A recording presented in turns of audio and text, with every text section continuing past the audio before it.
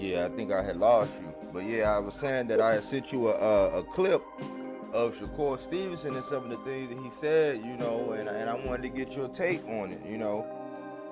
Yeah, I watched the video, and what I can say right now is I have to commend his courageousness right now, because moving up to 135, he's putting out an offer to any and all prospects at that weight class. So he's trying to make a statement. He indicated that basically, in order to be the best, you have to beat the best. So even though you have guys in that weight class that he's not dismissing, he will acknowledge that these guys are good fighters. But even them being good fighters, he believes his skill is thus that he's able to defeat these guys.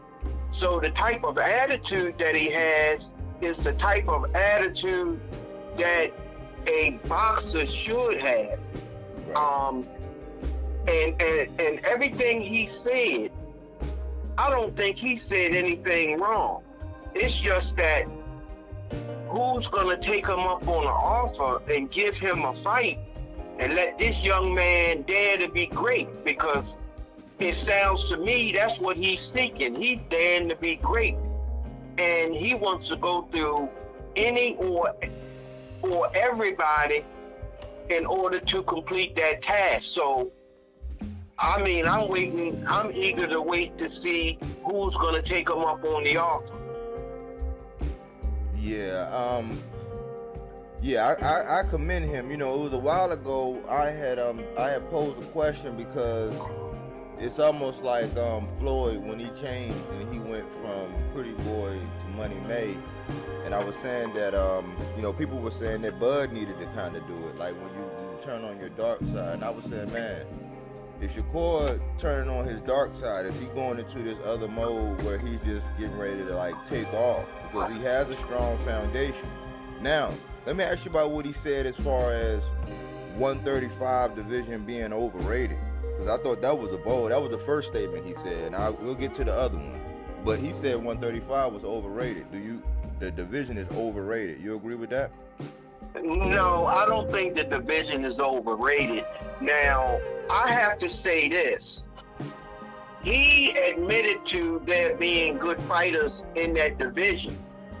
However, he indicated that he believes he has the skills that he can be victorious. And even through his terminology, he said that he's not there to bash anybody. He recognized those individuals and their attributes, but he just feels that he can be victorious, and he's gonna prevail as the better fighter at 135. But I don't think, me personally, I don't think the division is overrated. You have some individuals in that weight class that, regardless to where you want to put them at in terms of 135 to 140, these guys are actually good fighters. Right. So I don't look at the division as being overrated. I don't particularly. Yeah, I think that was a little spice. That was a little spice that he added. I like the talk. I appreciate him, because on social media, it's just like sometimes when people are texting back and forth, like depending on how you interpret it, can be, it can make things go left, or it can be all the way right and exact. And I think that seeing these guys go back and forth on social media is something that is always interpreted. It's pretty much whoever has the most popularity, whoever grabs hold of it and pushes it out there, that's kind of like the direction that everybody tends to follow. They don't really break it down and critically analyze it. So I think it was a spice. I think it was something. It was a sound bite to get people to have dialogue, which we are. I don't think that the division is overrated, but this is what I do think. Everybody always, well, a lot of the knock is, you know, everybody gives Devin a lot of credit, which they should because he is undisputed. But he's going around, him and his team going around saying that everybody's fighting, and I'm like, well, that's not quite true. Everybody's really not fighting each other, you know. So I think that one of the things is I think they were a little bit premature in labeling the four kings because, and they're still including T.O. in this. T.O. is at 140, so we're not going to include him. But we have Devin Haney as the undisputed champ. We have Tank as a regular champ, and he's the pretty much the cash cow. We got Shakur just now dipping his feet in the water. We have names like Isaac Cruz. We do have Kambosos there, having, you know, tangled with Devin and tangled with T.O. So Kambosos would fit in the mix as far as fighting each other, because I seen something today saying that he might be next up, because I think Isaac Cruz and William Zepeda are going to curb Shakur.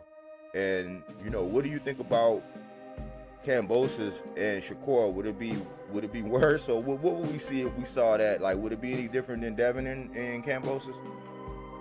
I think it would be a good fight. Okay, whenever you have a fighter that's moving up to a division, we all want to see what he's able to do, especially with his first fight.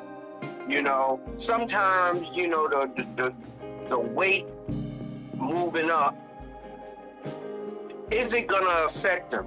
Is the extra weight going to hurt him? Personally, I don't think it will, because he's young and he's growing anyway. This may make him comfortable, but we are always eager to see how a fighter looks when he moves up, fighting a fighter that's already in that particular weight class. And if in fact he can make a dominant move against maybe a bigger and stronger fighter. So I would like to see him fight any good caliber 135 contender right now, because he within himself, even though he's a champion, he's moving into another division.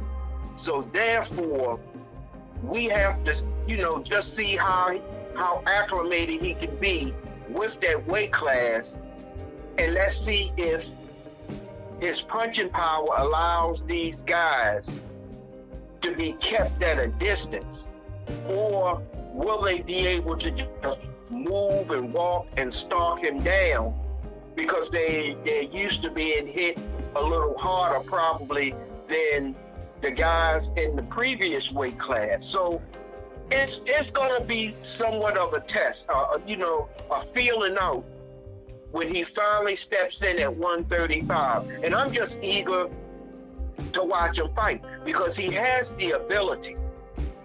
You know, he's a good, polished fighter. But moving up to another class, let's see if he can deal with what additional pressures come with moving up to another weight class. I think he'll do well. Yeah, he'll hold his own, but I'm eager to see him, his first fight at 135.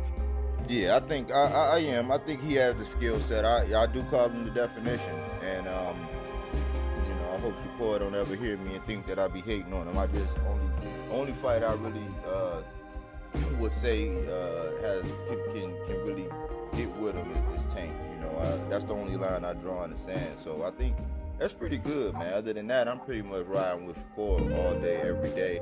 I think that at first, when I first looked at the name, I said, Kambosos, I think he would I think he would box his head off. But in the scheme of him moving up, having some kind of comparison, because we've seen T.O. and Kambosos, we've seen Devin and Kambosos, I'm like, man, that kind of make a lot of sense. Why not beat the guy? I mean, other than him coming off a loss now. That's the thing. That was the only thing I thought about that. Like, Kambosos coming off a loss. So him moving up and Kambosos coming off a loss, I guess we can kind of put that in the same stratosphere. But, let me get to the other thing real quick before we wrap up Shakur. He said that he would be the one to expose Gervonta Tank Davis. He said, well, as a fighter, once again, you are supposed to feel like that. Now, him saying that is just him being really aware and confident in his boxing skills, because in that episode he indicated that he would be able to outbox Tank and that Tank would not be able to knock him out. He didn't necessarily speak in terms that I will handily beat this guy. okay. In that sense. That's the way I took it. Right, that okay. he would be able to outpoint him, and that Tank would not be able to catch him and not be able to knock him out, and he will be able to finesse him and do what's necessary to win the judges on the scorecard. And him saying that, as a fighter, he's supposed to believe that he can do that.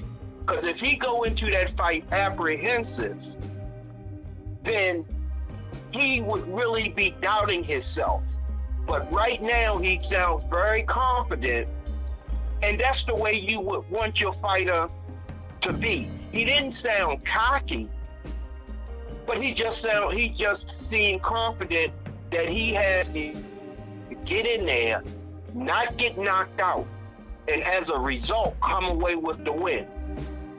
Yeah, I can't disagree. That's why I like getting your take on everything, because you have a level head and you're not really a knee-jerk reactionist. But yes, that is the way he's supposed to be talking. He is not supposed to back down from the challenges, and he does have a skill set that it can cause a lot of people problem, because I mean, we still may not have even seen the best of Shakur. I'm pretty much, because a lot of times when the pressure is really on, that's when you really, like, when you have to go pull out that other tool, when you have to make adjustments and all that, that's when you see the best. So I look forward to his next fight as well, just like you. But was there anything else on Shakur that you took away from, or anything else outside of Shakur, if you want to move on? Anything else that's pressing on your mind about boxing right now? No, I will have to a certain degree, just concur with Shakur, because if you do not stop him or knock him out, it's difficult to outpoint him. So, and he knows that. Right. So he's going to come into these fights using his best skill set. Mm-hmm. See, he didn't come in saying that I will come in, I will stop these guys, I will knock these guys out. He know what his bread and butter is, his boxing skill, his ability to hit and not be hit, and his ability to sustain the pressure and end the fight on his feet. Yep. Those are the qualities that has made him the champion he is now. So he has to continue to do that. I don't believe him moving up from one class to another is going to increase his punching power. But one thing he brings to the next division is his skill set, his ability to box in the fight. So therefore, I think he's taken the right approach in what he's saying, because he's going to continue to do what he knows how to do best. So I kind of concur with the things that he was saying. Yeah, good take on that one. Well, shoot, as I get some other things, we getting over our hangover, we getting back into the swing of things as far as boxing goes, and I know my spirits are being lifted because some things are being announced and some things is rolling out. And as I see little things, articles or clippings, I'll send them to you and get your take, because the people like it, you know what I'm saying, and we need that honest assessment from somebody, a seasoned, I like to call him a seasoned individual that has a good boxing eye. So I appreciate that. Yeah, and just keep in mind, I watch everything you send to me. because therefore when you give me a call, I want to be able to make some comments on it, because you know we got to keep that dialogue and topic of discussion open. That's right. Well, I appreciate you. Enjoy your evening, and like I said, I'm gonna have my eyes on the problem. I'm getting ready to roll everything back out, and you know what I'm saying, get back regular like I was. I just took a little break, but enjoy your evening. Okay, all right, Mike. Just keep me in mind whenever you're ready to hear some comments. And I hope that I can be a benefit to your program. I got you. All right. Okay. All right. Peace. Have a good one. All right. Yeah, so that was a segment on ShakurStevenson, man. That's a very level-headed, a senior citizen, a seasoned citizen, that I call my old head, my old head K. So it's been a treat. I see that the videos that I do with him, people do tend to like them, and so I say, man, let me get a little bit more visual approach, so I know what people like, man. If you like the content, just hit the subscribe button for your boy. It ain't that hard. You can even change your notifications so that whenever I do content and post content, you'll actually receive it. Whether you agree with everything I say or not, it's not really the issue, but this another look, because I do consider myself the pulse of boxing. At any point in time, on any level or whatever's going on, I think that I have a level-headed approach to everything, and I don't make knee-jerk reactions, and I'd like to analyze and get opposing feedback. Everybody that I deal with, when it comes to this boxing talk, don't agree. We don't. Some things we choose to talk about because we don't agree. We have good boxing discourse. But anyways, thanks for watching the videos. Thanks for my new subscribers. Every time I lose 2, I get 2 right back. So I appreciate it. All subscribers matter. Here at BODYWORK Boxing, we don't take things for face value. We do that body work.